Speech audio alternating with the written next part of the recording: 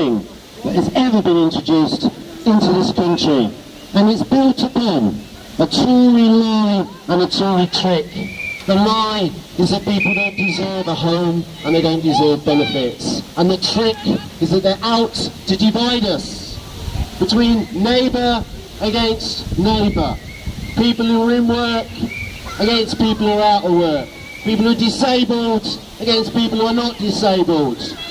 It is an absolute divide and rule strategy.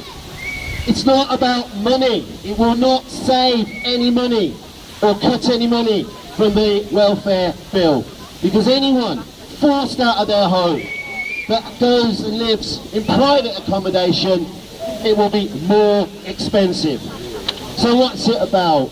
It's about the Tories trying to find scapegoats for them trying to hurt our class and to spread disunity. And that's why this campaign against the bedroom tax is built on unity between those who are affected and those that are not, between those that have jobs and those that do not, between those who are disabled and those who are not. The unity is what is at the heart of our movement and what will provide it, and is providing, the strength for us to march together, to protest together.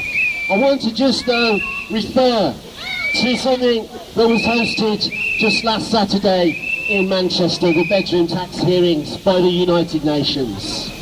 And I was in tears throughout the afternoon, because I've heard many stories and have been very, very upset so far in this 5 months of bedroom tax horror. But what I heard on Saturday moved me and everyone else.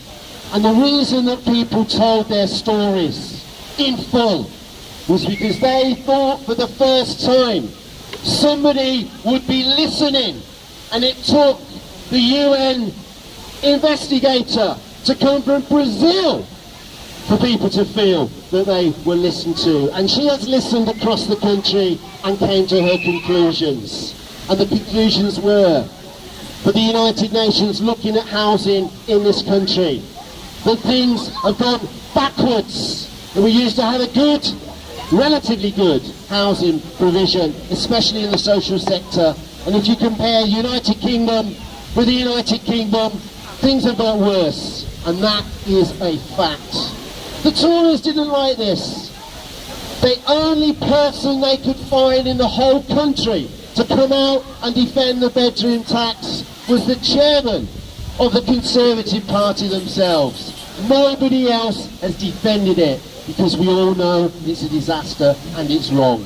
But I just want to end with how we're going to get rid of it. This is part of getting rid of it. The Bolton anti-bedroom tax campaigns and groups and federations have spread across Bolton.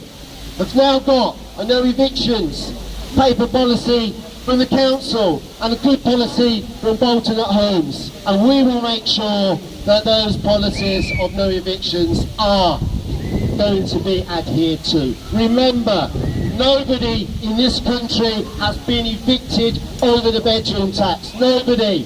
Have they been threatened? Every day there are threats and letters, and this is bullying and intimidation of the poorest people in our country by those who are doing the bidding of the richest people in our country. The millionaires have got richer and richer, and they think that they're going to steal the money from our pockets, immerse our neighbours into misery and malnutrition. We will not stand for it.